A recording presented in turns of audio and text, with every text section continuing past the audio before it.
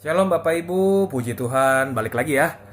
Kita mendengarkan renungan, sambung lagi sama khotbah yang kemarin tentang akhir zaman ya. Ini yang part kedua ya.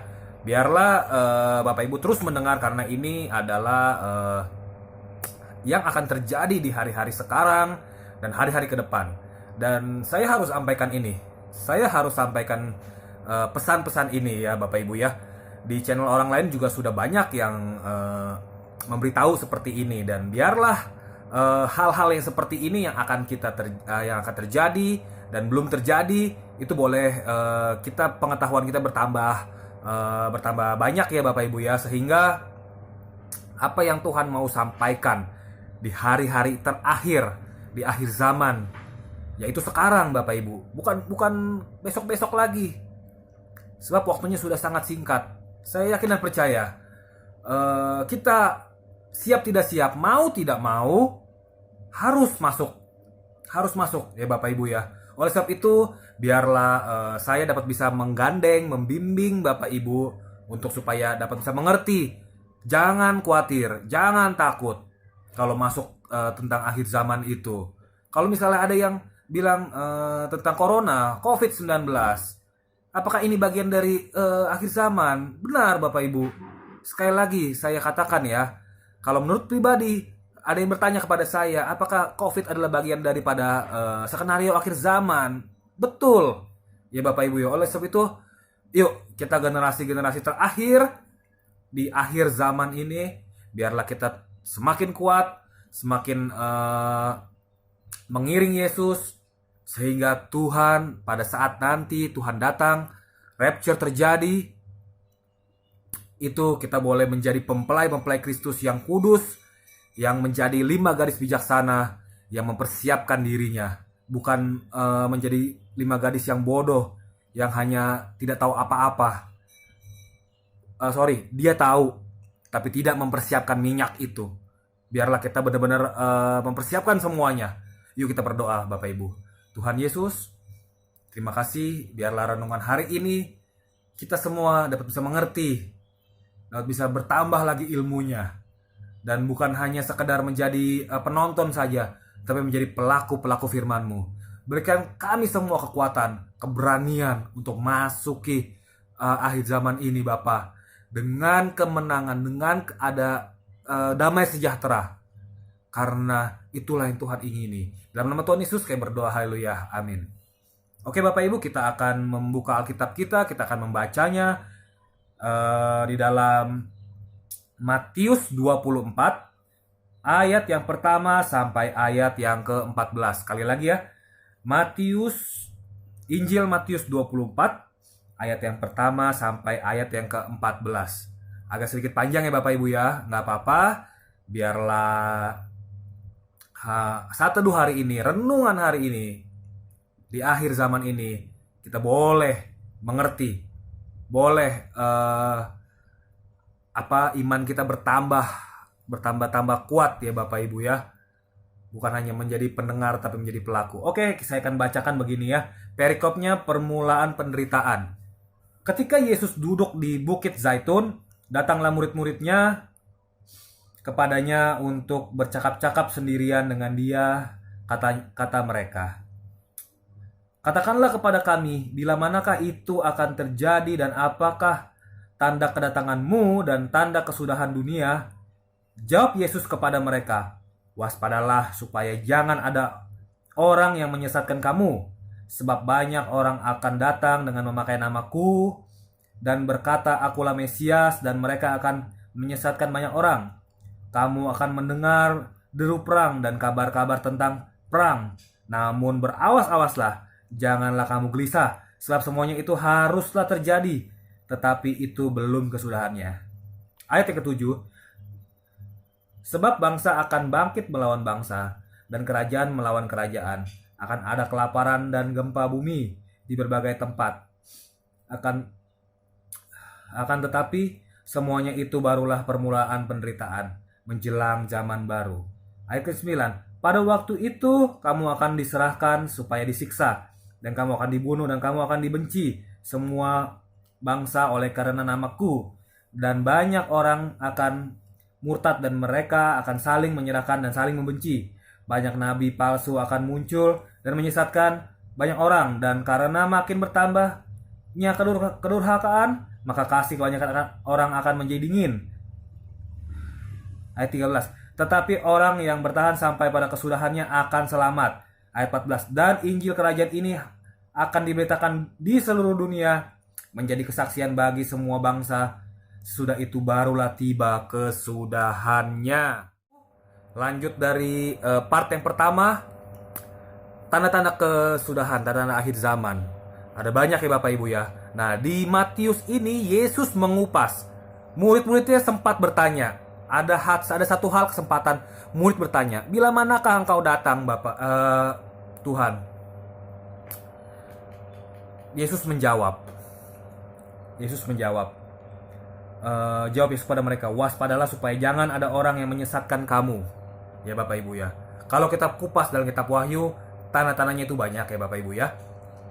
Ada di sini juga sama, ada deru perang, ya, kasih menjadi dingin.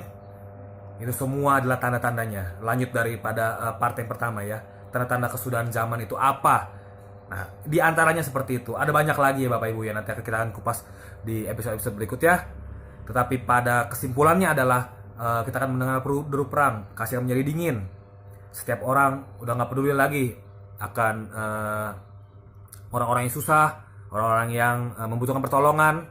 Ya Bapak Ibu ya. Terus kita akan mendengar deru perang.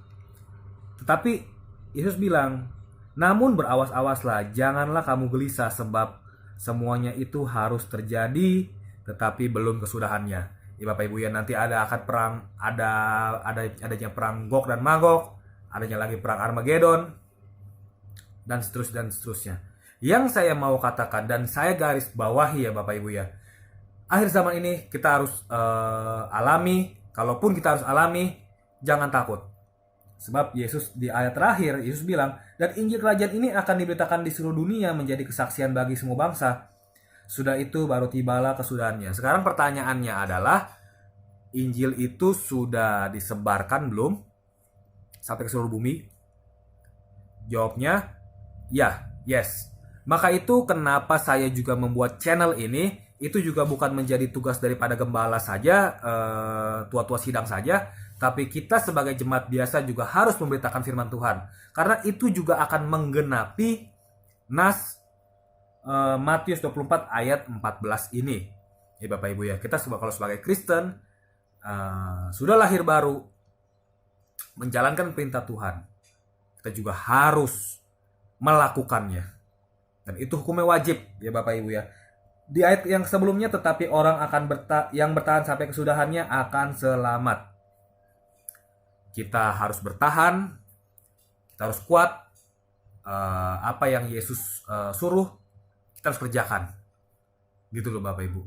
Kuncinya di situ. Baru kita bisa menjadi anak Tuhan, dan Tuhan pasti akan mempertimbangkan apa yang sudah kita lakukan. Dan itu memang harus wajib ya Bapak Ibu ya. Kita harus kuat. Kalau misalnya orang bertanya, susah untuk mencari uang, susah untuk melakukan bisnis sekarang, karena kita masih hidup di dunia ini. Kita harus bekerja, kita harus bersekolah ya. Bersekolah itu tujuannya apa? Untuk dapat bisa mendapatkan ilmu yang lebih banyak lagi, lebih smart lagi, tidak dibodoh-bodohi orang kelak hari esok. Dalam sekolah dituntut juga harus dapat bisa berinteraksi, bergaul dengan guru, dengan teman-teman ya. Itu semua ada maksud dan tujuannya. Berinteraksi untuk supaya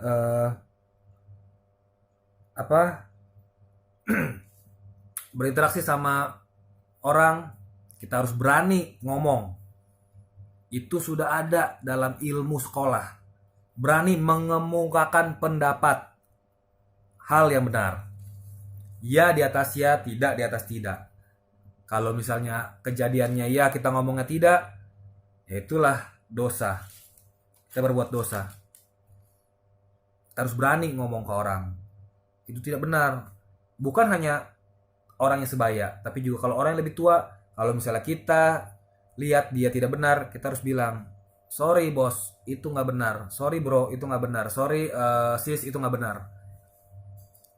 Gitu.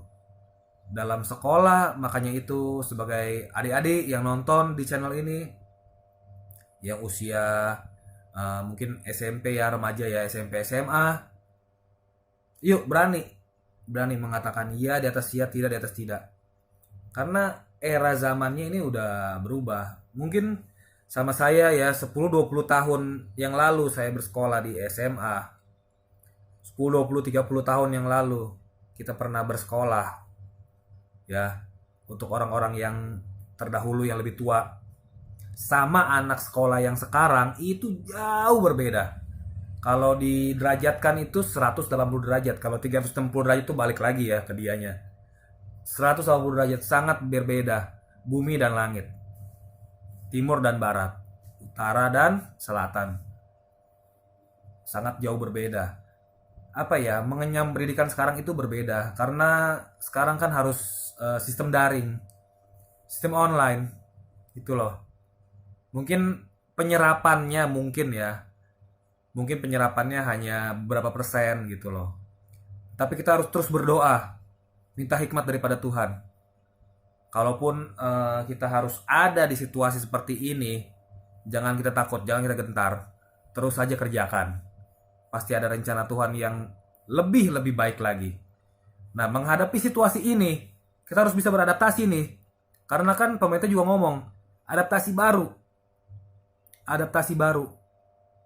Ya, dengan situasi adaptasi baru ini akan ada banyak sekali hal-hal yang mungkin yang mungkin kita harus merubah pola pikir, mindset kita berubah. Gitu ya Bapak Ibu ya. Dan tidak terlepas, mau tidak mau, suka tidak suka, balik lagi kita harus masuk ke akhir zaman. Ya Bapak Ibu ya. Oke, kita lanjut ke Wahyu. Wahyu yang kedua ya. Wahyu yang kedua. Kemarin sudah Wahyu 1, sekarang Wahyu kedua. Oke. Ya, Wahyu kedua ayat yang pertama. Tuliskanlah kepada malaikat jemaat di Efesus. Inilah firman dari Dia yang memegang ketujuh bintang itu di tangan kanannya dan berjalan di antara ketujuh kaki dian emas itu. Nah Bapak Ibu, kita memasuki Wahyu yang kedua. Ini jemaat Yohanes yang ada di Efesus, Smyrna, lalu di Pergamus, dan terakhir di Tiatira. Itu jemaatnya, sebagian dari jemaatnya Yohanes ya. Rasul Yohanes itu diberikan Tuhan penglihatan dan sebagai rasul yang terakhir melihat akhir zaman, dan ke-12 murid Yesus semuanya mati martir ya Bapak Ibu. Sekali lagi, ke-12 murid Yesus semuanya mati martir. Kenapa? Mereka begitu kuat mempertahankan imannya karena mereka benar-benar dengan gigih, mereka tahu Yesus akan segera datang. Itu ya Bapak Ibu ya. Mereka tahu Yesus akan segera datang. Mereka pikir Yesus datang itu di zaman mereka. Makanya mereka dengan giat memberitakan firman Tuhan, bahkan rela mati. Matinya itu ya bermacam-macam Bapak Ibu ya. Kalau kita melihat Alkitab ya, mati itu secara mungkin mengenaskan ya. Ada yang disalib terbalik, ada yang digoreng ya.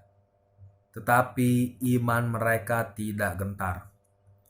Dan Rasul Yohanes di hari terakhir dia, beliau buta, dia sudah tua dan beliau buta, beliau dibuang ke pulau Patmos. Beliau dibuang. Nah, di situ beliau melihat Wahyu, kitab Wahyu, dan beliau menulisnya. Dan saya yakin dan percaya di situ pasti susah, sulit sekali. Sulit sekali. Hanya dibuang di pulau, terpencil pula, dan harus menulis.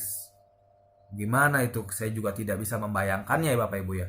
Tapi yang menjadi catatannya adalah dia benar-benar dengan seksama menulis untuk supaya generasi-generasi berikutnya membaca dan dapat bisa mengetahui akhir-akhir zaman itu seperti apa. Dan sekaranglah kita menjalaninya, dan mental kita harus bangkit lagi ya.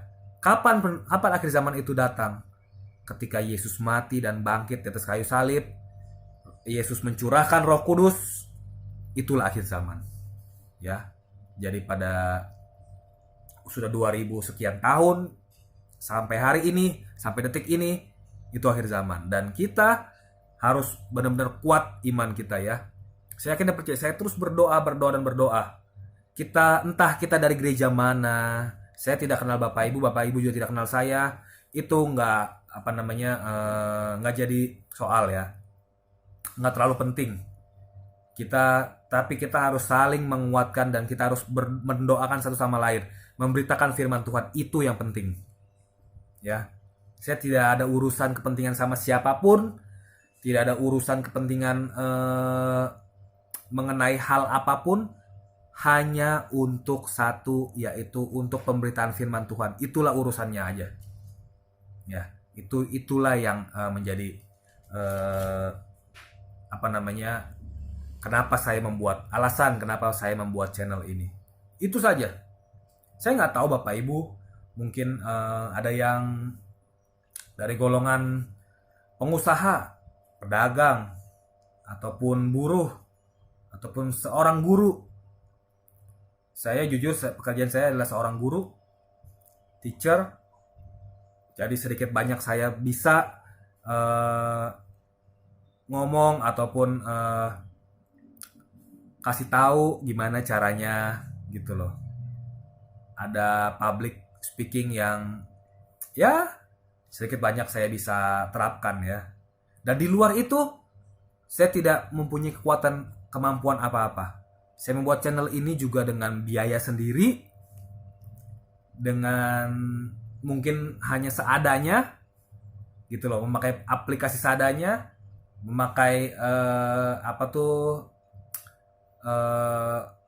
media-media seadanya. Tapi yang saya mau katakan, saya mau ajak Bapak Ibu, yuk sama-sama. Akhir zaman ini kita harus masuki dengan tidak takut dan tidak gentar, dengan semangat yang menyala ya. Karena kalau tidak ada bimbingan seperti ini Bapak Ibu, sangat sulit menjalani akhir zaman. Karena pengetahuan aja minim, kurang. Saya juga jujur, dulu saya sama. Pengetahuan saya kurang, minim sekali. Tapi dengan kemajuan teknologi, puji Tuhan, saya banyak melihat khotbah-khotbah di YouTube juga, di gereja saya juga, dan why not? Kenapa kita tidak memulainya? Sebetulnya saya ada teman saya, mentor juga, pendeta dari gereja lokal yang harus mengupas, tetapi beliau memang sibuk.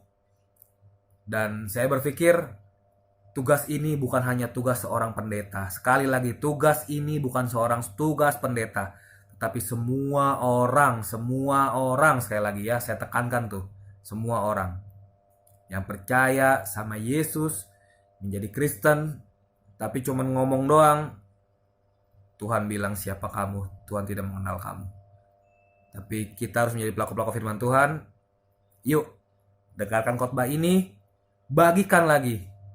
Entah itu lewat offline, lewat perkataan Bapak Ibu, ngomong ke teman-teman, ataupun share video ini. Itu sudah menjadi bagian bahwa kita mengasihi Yesus.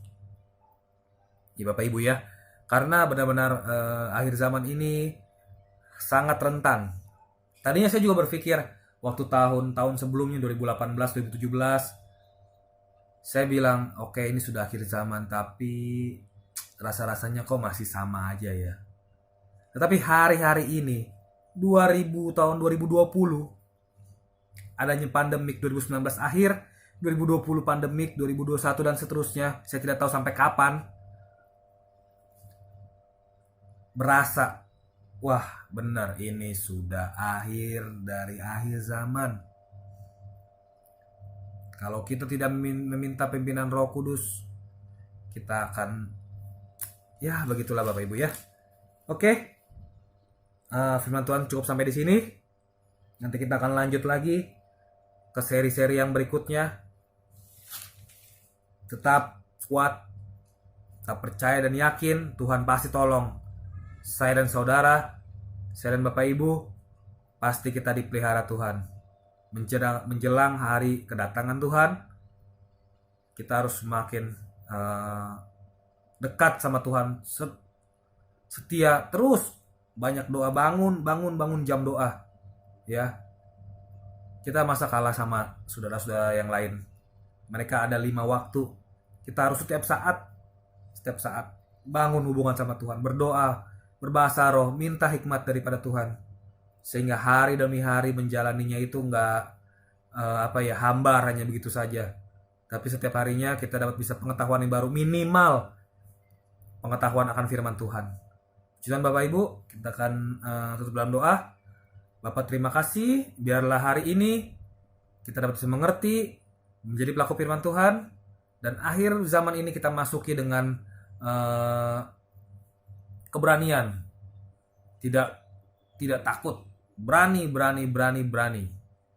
dan terus belajar firman Tuhan, terus baca firman Tuhan, berdoa, bersekutu sama Tuhan setiap saat. Tuhan pasti bimbing, Tuhan pasti berkati kami. Semua yang menonton channel ini, Tuhan berkati. Dalam nama Tuhan Yesus, kami berdoa dan bersyukur. Haleluya. Amin. God bless. Tuhan Yesus memberkati.